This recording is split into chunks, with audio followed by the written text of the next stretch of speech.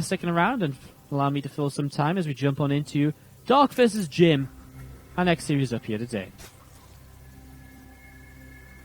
To the bottom side of the map, our blue Zerg player. It is going to be Dark. Winning his first series 2-0 against Kalozur, nice aggressive play. And oh man, what's this guy going to get up to? We saw him playing crazy stuff today already. To the top side of the map, our red Protoss player. Let's hear it if you're cheering on Jim. Get the feeling a lot of people are going to be Dark fans more so than Jim fans here. As, is he going to, I mean,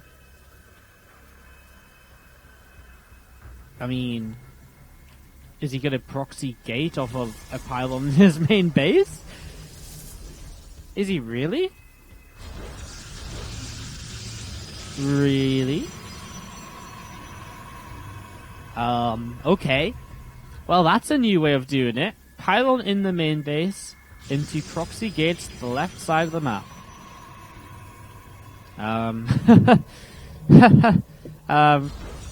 Okay. 4 gates on the way up then. I don't know what to say about this. I mean, proxy gates are proxy gates, right? But usually you don't build a pylon in your main base first, so I'm a little bit confused. I don't really know at all. So we're going to see 4 gates are on the way up. We're going to see an Overlord going up the right-hand side and an Overlord also going up through the center. So Dark just set up in a couple of different directions. But of course he doesn't know about this. You know, if you don't scout this sort of proxy gate attack, then you do actually end up in a lot of issues. If they go with like 3 or 4 zealots, it's very difficult to hold, because all of a sudden you've got 4 zealots in your base. You've had no reason to build a preemptive spine crawler or anything like that. So it's a little bit strange. These zealots just going to gather together. I think Dark's just dead. Unless he can pull off an absolute miracle in terms of micro, which he might be able to do. It's Dark. He's in a lot of trouble though. Like, this is going to really, really hurt. This is going to really, really suck as these zealots gathering together just next to these gateways. Oh no, even the Lings going up the side of the map don't see it here just yet. Dark, he's getting it closer and closer to the main. He's about to know, but there's 6 zealots. Oh my god, he's taking a 3rd base. Well, that gets insta-cancelled. What do you even do at this point? 2 spines in the natural expansion. Wow. Okay. But I mean, the natural might be the safest place to build those spines because it's somewhere where, you know, Jim just might not look for a little while. He's going to start running over there. He's going to go straight to the natural. He's going to chase the drones at least. Well, can he cancel those spines? He's got more zealots continue to come in, remember. And yeah, Fuelings will try and come around the back and kill this pylon. A couple of zealots will go and clean those up, though, so that's no issue. Drones will hold position. The zealots should just hold position against this. They're going to get in range of one of these spine crawlers. It's going to go down super quickly. As you can see, it is dying really, really fast here. Drones surround. A couple of drones going down already. 1 spine finishes up, which is great and all, but is it enough? Zealots can just sit on the other side of this hatchery and just pick away at it, in which case he loses all mining on the natural expansion. Dark's making something with this. Because it's Varney, and I guess the spine, I guess because he can build the spine so far back, I guess it sort of helps a lot. Zealot's going to hold this ramp now with a hold position so the Zerglings can't get through. Dark's actually holding on. Wow. Really impressive. I mean, to be able to do this against like a proxy gate is, which you don't scat at all, is really sick. I mean, the double spine in the natural works out. I guess it works because the gates are just so far away from like the natural expansion that it takes the Zealots so long to get there. You know, if he went straight towards those spines and killed both of them, things might have been very different, but wow, that's pretty crazy. That's actually incredibly impressive by Dark. He's going to hold this off, and he's just going to go counterattack, and guess what? There's nothing in his opponent's base. He doesn't even have gas, so there's no sign of a cyber core, no sign of a mothership core, no sign of anything that's realistically going to be doing a whole lot of much over here at all. These Zerglings are going to run on in, they're going to take down this pylon, I mean, this game is very over, I think. A few more Zealots may try and attack the front, but, I mean, Dark just has a spine, he's got Queens, he's going to have Zerglings as well.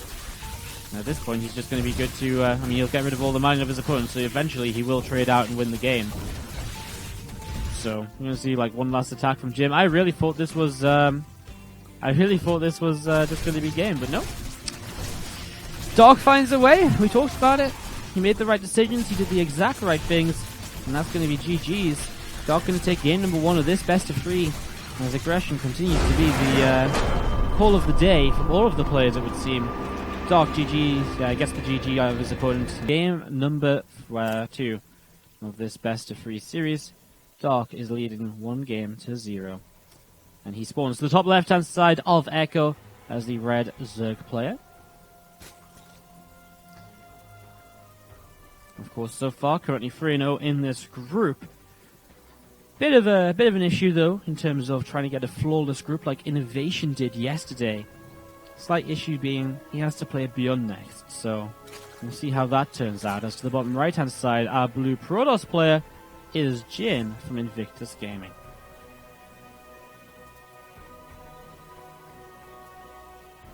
So game number 2 of this ZvP. As we set on up and get ready to go, there's pylon coming up just at the front of this natural expansion, and believe it or not, we're going to see the other extreme here from Jim. It's going to be a Nexus first. So I wonder if Jim just says, now, you know what? I actually feel as though I already know Jim's mindset. I really feel like what he's going to do is go Nexus first, play super greedy, hope he gets away with it, and then just go for a super powerful, super quick 2-base all-in with like loads of gates or something like that. Because at this point, I really don't know what else could, by this point I look at this, I'm like, well, actually, I really don't know what else could happen. Like, I look at this, I'm like, well, yeah, I don't think anything else can happen. Like, I think this is just what we're set for. Because what's Jim going to do? I mean, he's obviously not coming to the macro game against Dark, I don't think. I think that's just the best way for him to go. But I could be completely wrong, of course. I could be completely wrong. As you see this probe just coming in to scout around, hatchery is down on the low ground, and we're just going to be seeing the spawning pool popping up in the main base as well. So hatch gas pool in the very early stages of game number 2. You can see this probe again just moving around a little bit, looking to see what's up and what's happening. Cyber core coming down from our Protoss player, and yeah, just setting up into the second gateway, of course, as well. I mean, when you go Nexus first, going into the 2 gates is quite nice. Puts you into a very nice position where you can just move forward with 2 adepts very early and start to pick away at drones. And you know, if the Zerg player messes up a little bit against that in terms of micro, very quickly you can establish yourself a position where you can kind of pick off a lot of workers, and you know, you've got a great economy back at home as well, so it puts you into a great position overall. And I'm going to see One Stalker on the way out. I mean, One Stalker is nice, so that's very different to what I expected with the adepts, but maybe does kind of lean towards the idea of a 2-base all-in, because that Stalker could be to deny Overlord's vision. There's a lot of different reasons, but he's not going to move across the map early, so we sit back and wait to see how exactly this is going to go. We're going to be seeing Twilight Council starts up here in the natural expansion. So Twilight Council is on the way up, and Zergling speed is about 75% of the way done. Pneumatized Carapace is about halfway done as well, meaning that Dark himself is just getting ready to be able to scout here in the very early stages. Twilight Council is going to be the choice of tech out of Jim, so we start to see where this game will develop for him. And we'll see if he goes Resonating Glaze, whether he goes for Robo as well. Okay, so Grip with Robo this early, probably just going to be 2 more gates in a Dark Shrine.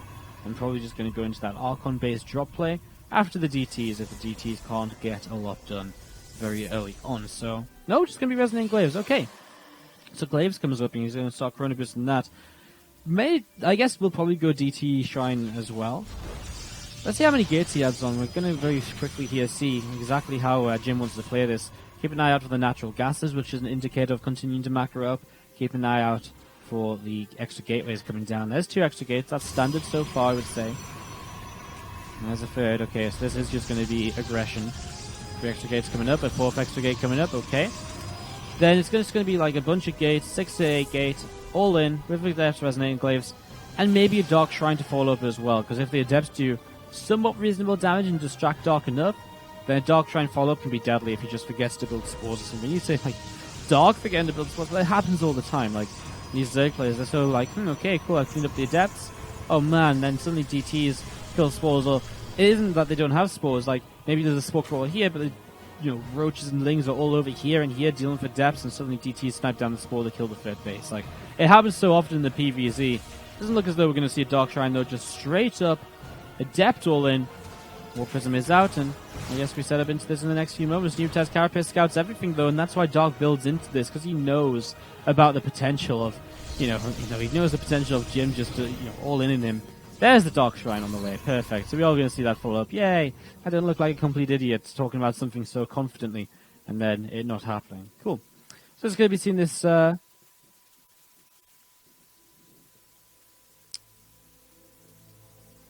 Shrine coming on up, coming into play.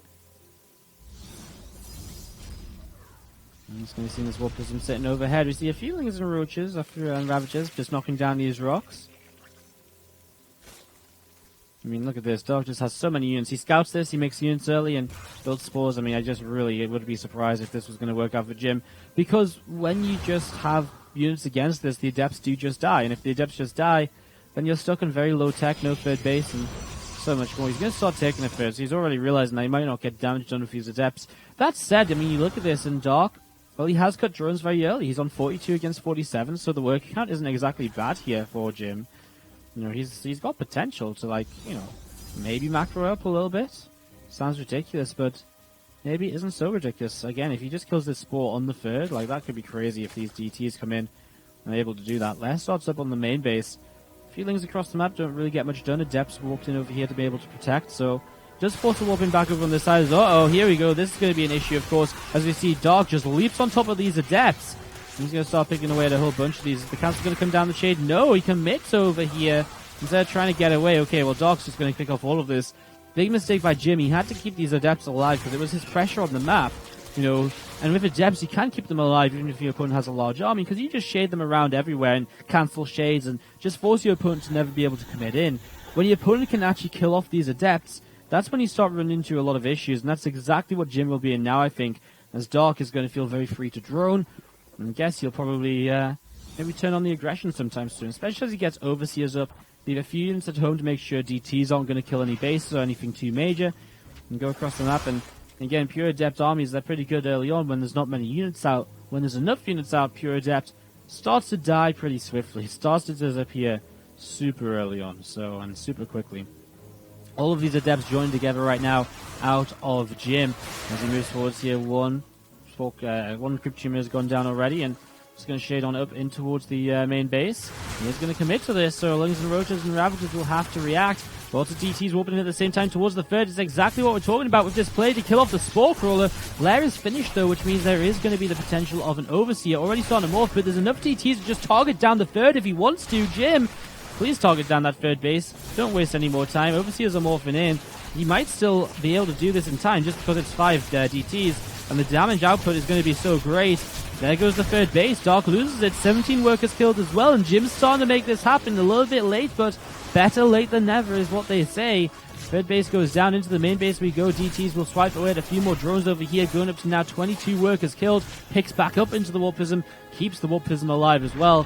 And Dark, well, he has an army, but does he have what it takes to kill Jim off? Because if he doesn't kill Jim in the very near future, Jim will find himself in a very good economic position, having killed the third and having killed 22 workers in the past 20 to 30 seconds. And here we go across the map. Dark moves in for the kill. Great map to defend on, though. If there's ever a map you want to be in this position on as Jim, well, Echo is it. Pylons, very narrow choke points to attack through.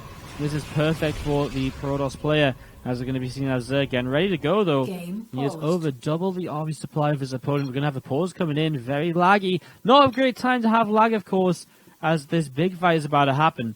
Now, all that said, I did neglect to mention the fact Dark has a 4th base, so he can just send his drones over here to mine. But that said, he doesn't actually have that many drones past 2-base saturation. Like, you know what, he's got 40 he can mine from on here. I'm sorry, 30 plus. He doesn't want much gas right now. In fact, there's almost no gas mining at all from Dark at this point. That's a little bit crazy. So almost no gas mining at all from Dark. Well, here we go, moving forwards. You can see this one Immortal will add a lot into this as he kites away from these initial corrosive bars. One overcharge goes down. Doesn't overcommit to the overcharges.